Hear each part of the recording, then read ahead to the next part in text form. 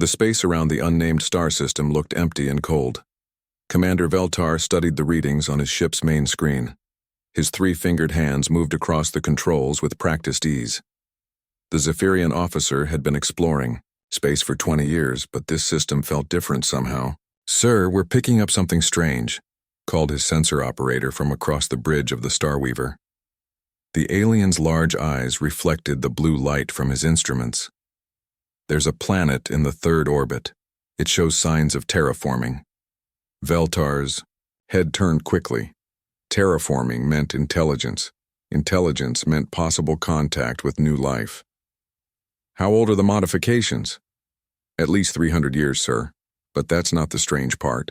The operator's voice carried a note of confusion. "The atmospheric readings suggest the planet is still inhabited, but we're not detecting any communication signals or energy signatures." The commander felt his pulse quicken. A hidden civilization was always interesting, but it could also be dangerous. "Take us closer, but keep our weapons ready and shields up." As the Starweaver moved toward the green and blue planet, more details became clear. Vast forests covered most of the land masses. Rivers sparkled like silver threads in the sunlight. It looked peaceful and beautiful, like a world where nothing bad had ever happened. But Veltar had not survived this long by trusting appearances. "Sir, I'm detecting something under the forest canopy," reported the sensor operator. His voice was now tight with concern. "Large metallic structures, industrial complexes, and sir, there are objects in orbit that look like weapon platforms, but they're powered down." Veltar stood from his captain's chair. This was no primitive world hiding from the universe. This was a civilization that had chosen to remain hidden, and they had built defenses to keep visitors away. "Can you determine what species built these installations?" The operator worked at his controls for several minutes. When he looked up, his expression was one of shock. "Sir, the genetic markers in the atmospheric samples match a species in our historical database. These are humans." The bridge fell silent. Every Zephyrian knew about humans. They had been one of the most promising young species in the galaxy, spreading to dozens of worlds before vanishing during what historians called the Great Silence. Most experts believed they had destroyed themselves in wars or been wiped out by some catastrophe. But here was proof that at least some humans had survived. Far below on the planet's surface, alarms were sounding in a command bunker hidden beneath the trees. Captain Jake Morrison looked at the tactical display with grim determination. The human officer was 45 years old, with gray already showing in his dark hair. 20 years of constant vigilance had carved deep lines around his eyes. "Unknown vessel holding position at the edge of our sensor net," reported Lieutenant Commander Lisa Ford from her station. The blonde woman's fingers flew over her keyboard as she gathered more information. "Ship design matches no known human. Configuration." Jake nodded slowly. They had always known this day would come. "What's their technological level?" "Advanced," came the reply from Chief Engineer Greg Palmer, a stocky man with calloused hands from years of building defenses. "Their shields and engines are beyond anything we've developed. But Jake, they're not moving aggressively, they're just watching." The captain considered his options. New Haven had remained hidden for 3 centuries by avoiding contact with any outside force. Their survival depended on secrecy, but this alien ship had already detected their presence. Soon it would detect their defenses, and then questions would be asked that could not be ignored. "Sir," Lisa's voice carried a note of urgency. "They're starting deep scans of the planet. Our stealth systems won't hold up under that kind of examination." Jake made his decision. "Send a message on standard diplomatic frequencies. Tell them we request a meeting between representatives." Greg looked surprised. "Jake, you sure about this? We've stayed hidden for good reasons." The captain stared at the tactical display showing the alien ship. "Greg, they've already found us. Now we need to find out what they want and whether they're going to be a problem." Hours later, a small shuttle descended through New Haven's atmosphere toward a clearing that served as their hidden spaceport. Jake watched from the control tower as the alien craft landed with barely a whisper of displaced air. Its design was elegant and curved, nothing like the angular human ships he remembered from the old days. Three figures emerged from the shuttle. They walked upright like humans but were taller and thinner. Their skin had a slight blue tint and their eyes were larger than human eyes. They moved with careful dignity, clearly trying to appear non-threatening. Jake walked out to meet them, accompanied by Lisa and Greg. The lead alien stepped forward and spoke in accented but clear English. "I am Commander Veltar of the Zephyrian Confederacy. We come in peace, seeking knowledge and friendship." "I'm Captain Jake Morrison, head of New Haven's Defense Council," Jake replied. "We appreciate your peaceful approach, Commander, but I have to ask how you learned our language." Veltar's expression showed something that might have been sadness. "We have studied human culture for many years, hoping to one day make contact. We believed your species was extinct until we discovered this world." Lisa stepped forward. "Extinct? What do you mean?" "We lost contact with all human worlds over 300 years ago," explained the alien diplomat who had introduced herself as Cathara. "No human ship has been seen in Confederacy space since then. We assumed your species had fallen to war or disaster." Greg frowned. "We've been alone all this time?" "As far as we know, yes," Veltar confirmed, "which makes our discovery of your colony both joyous and puzzling. We detected extensive military installations and defensive systems. What threat requires such preparations on a hidden world?" Jake exchanged glances with his companions. The moment of truth had arrived. These aliens seemed peaceful, but the history of New Haven was not a story that could be told lightly. "Commander, that's a long story," Jake said finally. "And not a pleasant one. If you really want to understand why we've built these defenses, you need to know what happened to the rest of humanity." Veltar's large eyes fixed on the human captain. "We would be honored to hear your story, Captain Morrison. Perhaps together we can piece together the mystery of what happened during the Great Silence." As the group walked toward the hidden entrance to New Haven's command complex, Jake wondered if he was making the right choice. These Zephyrians seemed genuinely peaceful, but revealing the truth about the Devourers would change everything. Once these aliens knew what was really hunting through the galaxy, there would be no going back to the simple days when New Haven's only concern was staying hidden.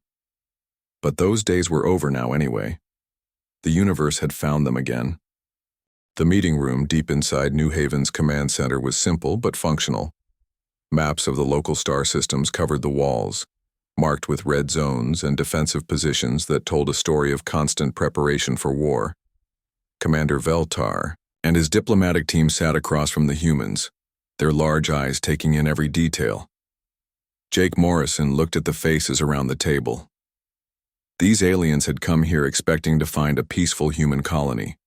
Instead, they were about to learn why humanity had been fighting for survival in secret for the past 20 years. "To understand our situation, you need to know our history," Jake began. "New Haven was founded 312 years ago as an agricultural settlement. We were farmers, scientists, and craftsmen who wanted to build a simple life far from the politics and conflicts of the inner worlds." Administrator Helen Brooks, now in her 70s but still sharp, leaned forward. She had been young when the colony was first established, and she remembered those peaceful early days. "We had no military, no weapons beyond what we needed for hunting and clearing land. For 50 years we lived in complete isolation and thought we were safe." Chief Engineer Greg Palmer activated a holographic display showing the colony as it had existed 2 decades ago. Small farming communities dotted the landscape. Simple buildings housed families who had never known war. Children played in fields of golden grain under the light of New Haven's sun. "Everything changed 20 years ago," Helen continued, her voice growing hard. "That's when we learned we weren't alone in the universe, and we learned that being alone would have been much safer." Commander Veltar shifted in his chair. "What happened 20 years ago?" Jake pressed a control, and the hologram changed to show twisted metal and burned earth where one of the farming communities had been. "First contact. A ship appeared in our system without warning. It was unlike anything we had ever seen or imagined." So, display showed a recording from that terrible day. A massive vessel hung in space above New Haven, its hull a nightmare mixture of metal and what looked like living tissue. Organic growths pulsed with sickly light along its sides. Mechanical arms extended from its surface like the legs of some giant insect. "We tried to communicate with them," said Captain Amy Rodriguez, whose hair had gone white from the stress of those early battles. "We sent every greeting and peace message we knew. They never responded with words. They responded with this." The recording showed beams of energy lancing down from the alien ship. Where they struck, everything simply vanished. Buildings, trees, people, even the soil itself disappeared as if it had never existed. The attacks were not random destruction. They were harvesting. Cathara, the Zephyrian diplomat, made a sound of horror. They were taking everything. The organic matter, the metals, even the minerals in the ground. "We call them devourers," Jake said grimly. "We don't know their real name because they don't communicate. They just consume. Everything. Everywhere. They go. They strip worlds bare and leave nothing but empty rock floating in space." Dr. Martin Cruz, the colony's lead scientist, stood and walked to another display. The older man's hands shook slightly as he called up images that still gave him nightmares. We learned later that this wasn't a full invasion force. It was a scout ship, testing our defenses and cataloging our resources for a future harvest. The recording continued, showing the desperate battle that followed. Farming equipment converted into weapons, civilian transports trying to evacuate people from the harvest zones, and throughout it all, the Devourer ship methodically consuming everything it touched.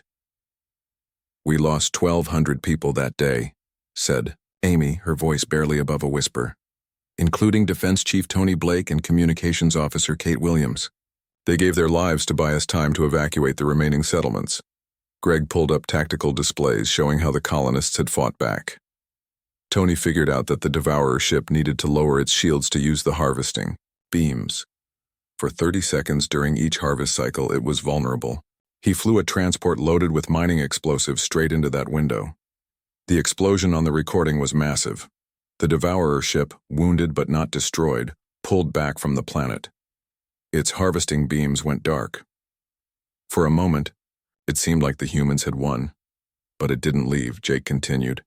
It stayed in the outer system for 6 days, and we could detect it sending signals deeper into space. Long-range communications to something far away. Veltar's expression was troubled. It was calling for reinforcements. We thought so too.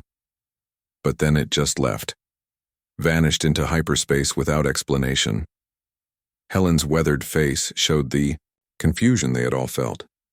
We didn't understand why until much later. Dr. Cruz activated another display, this one showing intercepted communications and data fragments recovered from the battle. The scout ship wasn't calling for immediate help. It was reporting back to the main Devourer fleet about what it had found. The data we recovered from the wreckage of Tony's transport included part of their communication protocols. The alien text on the screen was unreadable to the Zephyrians, but Cruz provided translation. The scout identified us as a human colony. It reported our population, our technology level, and our defensive capabilities. But most importantly, it marked us for later harvest. "Later harvest?" asked Commander Veltar. Amy stood and walked to a star chart on the wall. Red markers showed the locations of human colonies that had existed before the Great Silence. Most were marked with black X's. "We spent the next 5 years intercepting Devourer communications and tracking their movements. What we found was terrifying." She pointed to the black markers. They weren't attacking colonies randomly. They were systematically hunting down every human settlement in the galaxy, starting with the most isolated and working their way toward the core worlds. The pattern was clear once it was pointed out. The Devourers had been methodically exterminating humanity, colony by colony, world by world. Each attack was carefully planned and executed with cold efficiency. "They saved New Haven for last because we were the most remote," Jake explained. "By the time they finished with the other colonies, we would have nowhere to run and no one to call for help." Greg activated a display showing New Haven as it existed now. The peaceful farming communities were gone, replaced by fortified settlements, connected by underground tunnels. Weapon emplacements dotted the landscape. Orbital defense platforms hung in space like metal moons. "We've spent 20 years preparing for their return," he said. "Every man, woman, and child on this planet knows how to fight. We've built weapons specifically designed to kill Devourers. We've studied their technology, learned their weaknesses, and prepared for the war we know is coming." The room fell silent, as the Zephyrians absorbed the full horror of what they had learned. Commander Veltar was the first to speak. "How many human worlds have survived?" Jake's answer was blunt and devastating. "As far as we know, we're the last ones." Cathara leaned back in her chair, overwhelmed. "Your entire species has been fighting a war of extinction for 20 years, and you've been fighting it alone." "Not by choice," Amy said bitterly. "We sent out calls for help for the first 5 years after the attack. We broadcast on every frequency we could reach. No one answered. No one came." Dr. Cruz pulled up the intercepted Devourer communications again. "But we learned something else from these transmissions. Something that should concern the Zephyrian Confederacy as much as it concerns us." He highlighted specific sections of the alien text. "The Devourers aren't just hunting humans. We're simply first on their list. According to these communications, they have detailed information about every spacefaring species in this part of the galaxy." The implications hit Commander Veltar immediately. "They're planning to attack the Confederacy." "Not immediately," Jake said. "Their strategy is to eliminate potential allies first. Humans were chosen as the first target because we were militaristic and adaptable. They wanted us gone before they moved against more advanced civilizations." Helen's voice was quiet but firm. "Captain Morrison, tell them about the long-range sensors." Jake hesitated for a moment, then activated the room's main display. A star chart appeared, showing the local region of space. At the edge of the map, a cluster of red dots was moving slowly but steadily toward New Haven's system. 3 days ago, our deep space monitoring stations detected a large fleet moving in this direction, Jake said. "Based on their energy signatures and formation patterns, we believe it's a Devourer harvesting fleet. They're not scouts this time. They're coming to finish what they started 20 years ago." Commander Veltar stared at the approaching fleet. "How long do we have?" 6 weeks, maybe 7 if they stop to strip some of the outer planets first." Jake's voice was calm, but everyone in the room could hear the weight of those words. "Commander, I need you to understand something. We've been preparing for this fight for 20 years, but we never expected to win it. We only hoped to make them pay such a high price that other species would have time to prepare for their own defense." The Zephyrian commander looked around the room at the faces of the humans. These people had lived under a death sentence for 2 decades preparing for a war they expected to lose, fighting not for victory but for the chance to warn others. The deep space monitoring station hidden in the asteroid belt at the edge of New Haven's system had been Jake Morrison's idea 15 years ago. The facility was small and well concealed, but its sensors could detect ships approaching from any direction long before they entered the inner system. It had been watching empty space for years, waiting for the day that would inevitably come. Today was that day. Chief Sensor Operator Betty Walsh stared at her displays with growing alarm. The approaching fleet was larger than any of their worst-case scenarios had predicted. She activated the priority communication link to New Haven's command center. "Captain Morrison, this is Deep Station 1. The Devourer fleet has changed course and increased speed. They'll be here in 5 weeks, not 6. On the planet below, Jake felt his stomach drop. Every day of preparation was precious now. Every hour could mean the difference between a fighting chance and certain annihilation. "How many ships, Betty?" Her voice was grim. "Sir, you need to see this yourself. I'm transmitting the full sensor data now." The main display in New Haven's command center lit up with tactical information. Commander Veltar, who had remained on the planet to coordinate with the human defenders, studied the approaching fleet with his trained military eye. Even by Zephyrian standards, it was a massive force. 43 capital ships, he said quietly, plus support vessels and what appear to be specialized harvesting platforms. Colonel Nathan Price, New Haven's military commander, pointed to the largest ships in the formation. "Those are the ones that worry me. We've never seen Devourer vessels that size before." The colonel was a career soldier who had joined the colony's defense forces 10 years ago when it became clear that their isolation was ending. His experience with conventional military tactics had proven invaluable in planning their defenses, but this enemy was like nothing in any military textbook. Major Carol Fields, who commanded New Haven's orbital defense platforms, was already running calculations. "Sir, our fixed defenses can handle maybe 6 capital ships if everything goes perfectly. Against 43, we'll need a miracle." Squadron leader Ben Carter, who led the colony's small fleet of atmospheric fighters, was more optimistic. "The platforms can't move, but my birds can. We hit them fast and hard while they're still trying to establish orbit, then fall back to prepared positions." General Sandra Walsh, the overall military coordinator, shook her head. "Ben, your fighters are good, but they were designed for defending against scout ships and small raiding forces. This is a full harvesting fleet." The debate that followed was intense but professional. These people had been preparing for this battle for years, and they knew each other's capabilities and limitations. The problem was simple. They were outnumbered by more than 10 to 1. Jake turned to Commander Veltar. "You said we might not have to fight alone. What did you mean?" The Zephyrian officer activated his own communication device. "I have been in contact with the Confederacy Council. The situation you described has caused considerable debate among our leadership." A holographic projection appeared, showing the Zephyrian homeworld of Velcanus and 2 other planets in their system. All 3 worlds were peaceful, their cities built for commerce and learning rather than war. "The Council is divided," Veltar continued. "Many believe that the Confederacy should avoid involvement in what they see as a human conflict.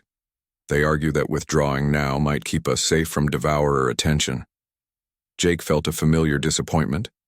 It was the same response humanity had received for 20 years whenever they tried to warn other species about the threat. And the other faction?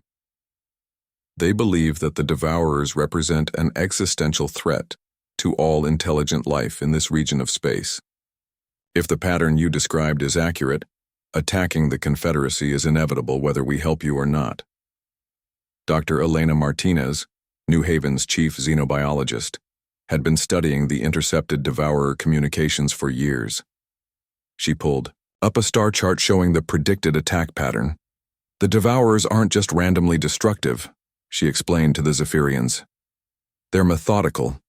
They eliminate military threats first, then move on to technological centers, and finally, consume resource-rich worlds. The Confederacy has all 3 types of targets." Commander Veltar nodded slowly. "Which is why Fleet Commander Zareth has been authorized to bring a battle group to assist in New Haven's defense. 12 ships, including 2 heavy cruisers."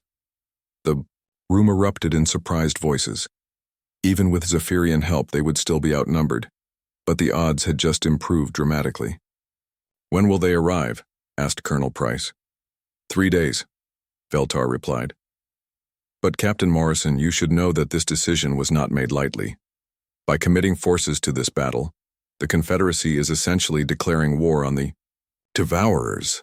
Jake understood the implications. "You're risking your entire civilization to help us." "No," the alien commander said firmly. "We're risking everything to defend our civilization. The difference is that we finally understand the threat we're facing." The integration of human and Zephyrian forces proved more challenging than anyone had expected. Admiral Frank Rogers, who had been promoted to overall fleet command, found himself trying to coordinate battle plans between species that had completely different approaches to warfare. The humans were aggressive and adaptable, willing to take enormous risks for tactical advantage. Their weapons were designed for close-range combat and hit-and-run attacks. They had spent years studying devourer technology and developing specific countermeasures. The Zephyrians were cautious and methodical, preferring long-range engagements and defensive positions.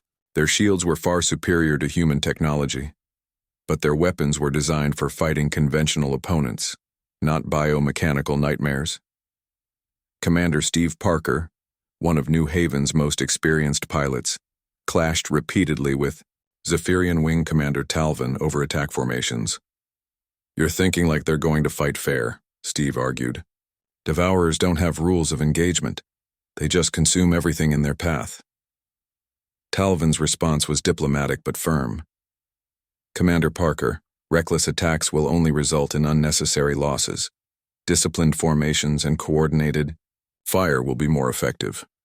The cultural differences extended beyond military tactics. Chief Technology Officer Diana Ross was working with Zephyrian scientists to integrate their technologies, but progress was slow. Their energy systems operate on completely different principles, she explained to Jake during one of their daily briefings. We can adapt some of their shield technology to our platforms, but it'll take time we don't have. The breakthrough came when Dr. Martinez discovered something unexpected in the latest Devourer communications. The biomechanical ships were not just weapons platforms. They were living entities that could adapt and evolve during combat.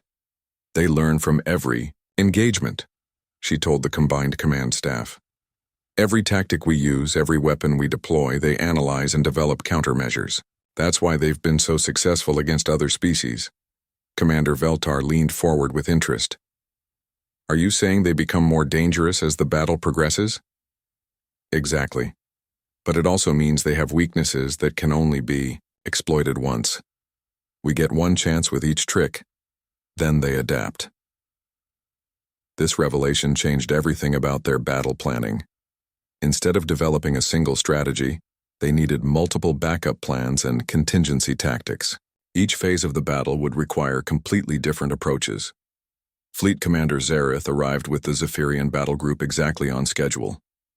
The alien officer was tall, even by Zephyrian standards, with the bearing of someone who had commanded fleets for decades. His first meeting with the human command staff was formal but respectful. Captain Morrison, Admiral Rogers, I bring greetings from the Confederacy Council and authorization to coordinate our forces with yours for the defense of this system. Jake was impressed by the Zephyrian ships. They were sleek and elegant with energy shields that shimmered like soap bubbles around their hulls. Their weapons were precise and powerful, designed for surgical strikes rather than massive destruction. But what impressed him most was the commitment these beings had shown. They had come to fight beside humanity against an enemy they had never faced, risking everything based on the word of strangers. Commander Zareth, we're honored by your presence and grateful for your help. But I need you to understand what we're facing. This won't be like any battle your people have ever fought. The Zephyrian fleet commander studied the tactical displays, showing the approaching Devourer armada. Captain, my species may prefer peace, but we are not strangers to war. We will adapt to whatever challenges these Devourers present. As the combined fleets took their positions around New Haven, Jake felt something he had not experienced in 20 years. Hope. They were still outnumbered, still facing an enemy that had destroyed dozens of worlds, but they were no longer alone. Dorson. Final week before the battle was a whirlwind of preparation and coordination. Sergeant Alex Kim developed new tactics that combined human aggressiveness with Zephyrian precision. Captain Julie Moore created environmental traps using New Haven's natural features as weapons. The combined fleet hung in space around New Haven like a defensive shield made of metal and hope. Human vessels, angular and aggressive-looking, took positions alongside the graceful curves of Zephyrian ships. From the command deck of the newly designated flagship, the human destroyer Defiance, Admiral Frank Rogers watched the final preparations with a mixture of pride and anxiety. 3 weeks had passed since the Zephyrian battle group arrived, and the integration process had been more difficult than anyone anticipated. Two species that had evolved on different worlds with different philosophies of war were trying to fight as one force against an enemy, unlike anything either had faced before. Admiral, we're getting reports of communication difficulties between human and Zephyrian patrol squadrons, reported Commander Lisa Ford from her position at the communication station. The translation software is having trouble with military terminology. Frank nodded grimly. Language was just one of many barriers they were still working to overcome. Patch me through to Fleet Commander Zareth on the Starweaver. The alien commander's image appeared on the main screen, his large eyes reflecting the blue glow of his ship's bridge lighting. Admiral Rogers, I trust you have news of our readiness status? We're making progress, but slowly, Frank admitted. My pilots are having trouble adapting to your defensive formation protocols, and your crews are struggling with our hit-and-run tactics. Zareth's expression showed what might have been frustration, though it was difficult to read Zephyrian emotions. Perhaps we are trying to blend incompatible approaches. What if we maintain separate tactical commands but coordinate our overall strategy? It was a reasonable suggestion, but Frank was not convinced it would work. Commander, with respect, the Devourers adapt to everything they encounter. If we fight as two separate forces, they'll learn to counter both of us individually.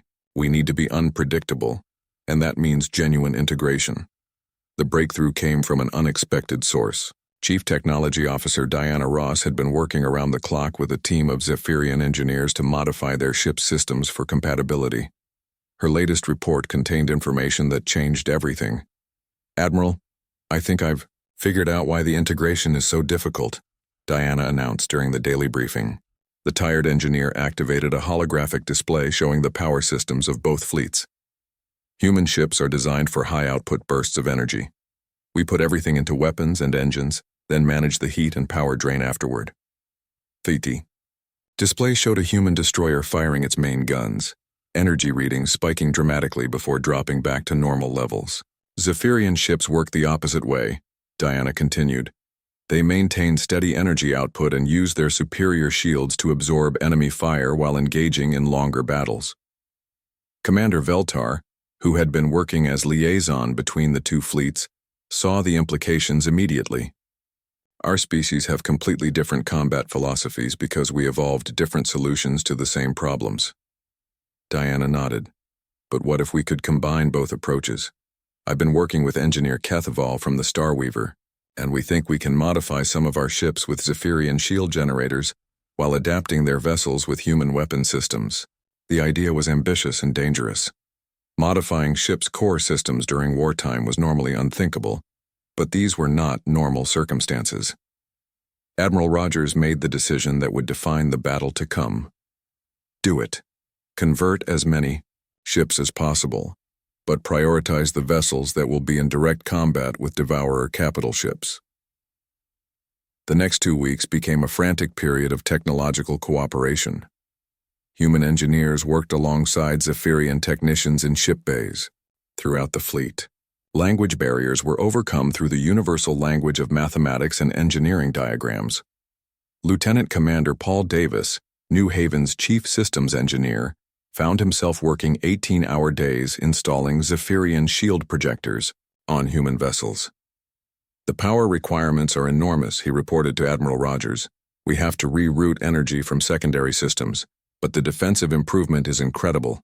Meanwhile, Zephyrian ships received human weapon upgrades that tripled their firepower at the cost of some shield strength. The hybrid vessels that emerged from this collaboration were unlike anything either species had built before. But technology was only part of the integration challenge. The real test came when mixed crews began training together. Commander Steve Parker found himself working directly with Zephyrian pilot Yeltara, trying to develop attack formations that utilized both species' strengths. The process was frustrating for both of them. "Your pilots are too cautious," Steve complained after another practice session. "By the time they decide to attack, the target has moved or adapted its defenses." Yeltara's response was equally blunt. "Your pilots are reckless. They take unnecessary risks that endanger the entire squadron." The deadlock was broken when Major Carol Fields, who commanded the orbital defense platforms, proposed a new approach. "What if we stop trying to make everyone fight the same way?" she suggested during a strategy meeting. "What if we design tactics that use both approaches deliberately?" She activated a tactical simulator and demonstrated her idea. Human squadrons make the initial attack fast and aggressive, forcing the Devourers to commit their defenses. Then Zephyrian units follow up with precise coordinated strikes, while the enemy is responding to the first wave. Commander Zareth studied the simulation with interest. "Interesting. The human attack forces the enemy to reveal their capabilities, then our units exploit the information gained. It was the beginning of a new kind of warfare, one that neither species could have developed alone. Human unpredictability combined with Zephyrian precision created tactics that were both innovative and effective. The cultural exchange went beyond military cooperation. Dr. Elena Martinez worked with Zephyrian scientists to share information about devourer biology and behavior.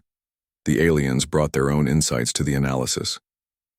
We have encountered similar biomechanical entities in our exploration of ancient ruins, explained Dr. Vektar, the Zephyrian fleet's science officer. Not devourers, but creatures that seem to blend organic and artificial components. Elena was fascinated. Can you tell us anything about their weaknesses? The entities we studied had a critical flaw, Vektar replied. Their biological and mechanical systems were integrated through a quantum field matrix. Disrupting that field caused complete system failure. This information led to a new weapon development project. Human engineers, working with Zephyrian quantum specialists, began developing field disruptor warheads that might be able to interfere with devourer ship systems. As the fleet's integration progressed, something unexpected began to happen. The crews from both species started to genuinely respect and like each other. Human pragmatism impressed the Zephyrians, while human crews appreciated their allies' thoughtful approach to problem-solving. Captain Julie Moore, who commanded one of the hybrid destroyers, found herself learning Zephyrian meditation techniques from her alien navigation officer. It helps with focus during combat, she explained to Admiral Rogers. Their mental discipline is incredible. Similarly, Zephyrian crews began adopting human customs. The ritual of sharing coffee before battle became popular throughout the fleet, even though Zephyrians metabolized caffeine differently than humans. Commander Veltar summarized the change during a joint briefing. We came here expecting to fight beside strangers for mutual survival. Instead, we have found something more valuable, friends worth fighting for. The final test of their integration came during a full-scale battle simulation. The entire fleet participated, with human and Zephyrian ships working together in complex maneuvers designed to test every aspect of their coordination. Admiral Rogers watched from the Defiance's bridge as the exercise unfolded. Mixed squadrons moved through attack patterns that would have been impossible for either species alone. Human aggression and Zephyrian precision merged into something greater than the sum of their parts. All units, this is Admiral Rogers, he announced over the fleet communication system. That was the most impressive display of tactical coordination I have ever witnessed. If we can fight half that well against the Devourers, we might actually have a chance. But even as the fleet celebrated their successful integration, the deep space monitors brought sobering news. The Devourer Armada was accelerating, its massive ships pushing their biomechanical systems to maximum speed. Sensor operator Betty Walsh delivered the update with characteristic directness. Admiral, they'll be here in 4 days, not 5. And sir, we're detecting energy signatures from their ships that don't match anything in our database. Admiral Rogers felt the familiar weight of command settle on his shoulders. What kind of energy signatures? Unknown, sir. But the power levels are off the charts. Whatever they're planning, it's going to be bigger than anything we've prepared for. As the fleet took its final positions around New Haven, Jake Morrison stood in the command center watching the tactical displays. The Devourer fleet dropped out of hyperspace like a plague of mechanical locusts descending on New Haven's system. From the bridge of the Defiance, Admiral Frank Rogers watched 43 nightmares materialize on his tactical display. Each enemy vessel was a twisted fusion of metal and living tissue, pulsing with organic lights that seemed to breathe with malevolent intelligence. All stations, this is Admiral Rogers, he announced across the combined fleet communication system. The enemy has arrived. All ships to battle stations, execute Plan Alpha on my command. The largest Devourer vessel dwarfed even the Zephyrian heavy cruiser Starweaver. Its hull writhed with organic growths that resembled tumors made of living metal. Smaller attack craft swarmed around the capital ships like angry insects, their biomechanical forms defying every principle of conventional ship design. Commander Veltar, coordinating from his position aboard the Starweaver, felt his species' natural revulsion at the sight. Admiral, I have never seen anything so fundamentally wrong. These creatures violate every law of nature. That's what makes them dangerous, Frank replied grimly. They don't play by any rules we understand. Fleet Commander Zareth, are your ships ready? The Zephyrian battle commander's voice was steady despite the horror before them. All Confederacy vessels report ready, Admiral. We stand with humanity today. The first phase of the battle began exactly as planned. Major Peter Collins led the human attack squadrons in a desperate charge toward the Devourer formation, their ships accelerating to maximum speed while the enemy was still organizing their approach. Phoenix Squadron, this is Phoenix Leader, Peter announced to his pilots. Remember, we're not trying to win this engagement. We're trying to learn what they can do. Make them show us their capabilities, then get out alive. The human fighters swept in like hawks diving on prey. Their weapons lit up the darkness of space with streams of energy designed specifically for penetrating biomechanical hulls. Several of the smaller Devourer craft exploded in showers of metal and organic fluid. But the enemy response was swift and terrifying.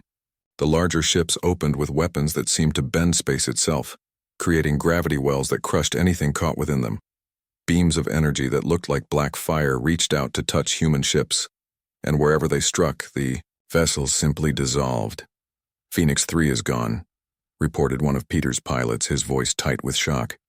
The ship just came apart at the molecular level. But the attack had served its purpose. The Zephyrian analysis teams, watching from their positions behind the main defense line, recorded every weapon signature and tactical response. Admiral, we have initial data on enemy capabilities, reported Dr. Vector from the Star Weaver. Their weapons appear to use some form of quantum dissolution field. Our shield should provide protection, but only at maximum power. Phase 2 began immediately. While the Devourers were focused on the withdrawing human attack squadrons, Zephyrian heavy cruiser Windcaller moved into optimal firing position. Commander Talvin had spent weeks training with human tactical advisors, and the coordination showed. Windcaller to all units, commencing precision bombardment. Target the organic interface nodes on the lead capital ship. The Zephyrian vessels' weapons were surgically precise, each shot aimed at specific weak points identified during years of studying Devourer technology. The enemy flagship's hull erupted in fountains of sparks and biological fluid as critical systems were severed, but the Devourers adapted with frightening speed. The damaged ship's hull began to regenerate, organic components flowing like liquid to repair the damage. Worse, the other vessels in the fleet modified their formation to protect similar vulnerable points. They're learning, observed Dr. Elena Martinez from New Haven's command center. Just like we predicted, every tactic will only work once. Admiral, Rogers activated the fleet-wide communication system. All units execute Plan Bravo. Mixed squadrons begin coordinated assault pattern. This was the moment they had trained for. Human and Zephyrian ships moved together in attack formations that neither species could have managed alone. The hybrid vessels, equipped with both human weapons and Zephyrian shields, led the charge. Commander Steve Parker, flying the modified destroyer Relentless alongside Zephyrian pilot Yeltara in the cruiser Harmony, coordinated their approach perfectly. Harmony, this is Relentless, beginning attack run on target designated Bravo 7. The two ships moved in perfect synchronization, Steve's aggressive maneuvering creating openings that Yeltara exploited with precise weapons fire. The targeted Devourer vessel found itself unable to counter both attack styles simultaneously. Throughout the fleet, similar partnerships were achieving results that surprised both species. Captain Julie Moore's destroyer worked with a Zephyrian science vessel to create a quantum disruption field that disabled an entire enemy squadron. Major Carol Fields coordinated orbital platform fire with Zephyrian shield projectors to create protected fire zones. But the Devourers were not passive targets. As the battle progressed, their adaptive capabilities became more apparent. Enemy ships began using tactics specifically designed to counter the human-Zephyrian cooperation. Admiral, the enemy is separating our mixed squadrons, reported Squadron Leader Ben Carter. They're using some kind of interference field that disrupts our coordination signals. The battle was entering its most dangerous phase. The Devourers had learned enough about their opponents to begin systematic counterattacks. Their largest ships moved into orbital bombardment position around New Haven, preparing to begin the harvest that would consume everything on the planet's surface. That was when Captain Daniel Foster made the decision that would turn the tide of battle. The human special operations officer had been studying the enemy flagship throughout the engagement, looking for any weakness that could be exploited. Working with Zephyrian warrior Texan, he had identified a possible vulnerability in the ship's command structure. "Admiral, request permission to attempt boarding action on the enemy command ship," Daniel announced over the secure communication channel. Frank Rogers almost refused the request immediately. Boarding a Devourer vessel was considered suicide, but their conventional attacks were being countered faster than they could develop new ones. "Daniel, that ship is 3 kilometers long and filled with things that want to consume you. What makes you think you can succeed where our fleet weapons have failed?" "Sir, Dr. Martinez discovered something in the latest scans. The flagship's organic components are controlled by a central neural matrix located near the ship's core. If we can damage that matrix, the entire vessel should lose coordination between its biological and mechanical systems." It was desperate, but desperation had become their most reliable strategy. "Permission granted. Take whoever you need and get it done." The boarding mission launched in the middle of the largest space battle in New Haven's history. Daniel Foster and Texan led a mixed team of human commandos and Zephyrian specialists in a modified assault shuttle that had been equipped with the best stealth technology both species could provide. While they fought their way through the interior of the enemy flagship, the main battle raged around New Haven's orbit.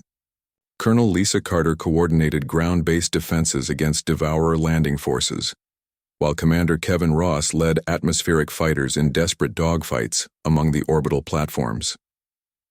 The turning point came when Daniel's team reached the neural matrix at the heart of the enemy flagship. The chamber they found was a nightmare fusion of technology and biology, with cables that pulsed like arteries connecting organic brain tissue to quantum processors. "This is it," Texan announced, his weapons trained on the central node. Destroying this should disrupt their command and control, but as they prepared to plant their charges, the neural matrix began to communicate with them directly, its voice a harmony of mechanical sounds and organic whispers that somehow formed words. Curious. 2 species fighting as one. This adaptation was not predicted in our harvest protocols. Daniel felt ice in his veins. The Devourers were not just mindless consumers. They were intelligent, calculating, and they had been studying their prey for far longer than anyone realized. "Your resistance has provided valuable data," the voice continued. "The efficiency of cooperation between different species will be incorporated into our own evolution. Your defeat serves our greater purpose." Texan's response was to detonate the charges immediately. The neural matrix exploded in a shower of sparks and organic fluid, and throughout the flagship, systems began failing as the connection between biological and mechanical components was severed. The effect on the battle was immediate and dramatic. The flagship lost coordination, its weapons firing randomly while its engines pushed it into an uncontrolled spin. More importantly, the other Devourer vessels lost their tactical coordination, reverting to individual attack patterns that were far less effective. "All units, this is Admiral Rogers," Frank announced triumphantly. "The enemy flagship is disabled. All ships, concentrate fire on the remaining capital vessels while they're disorganized."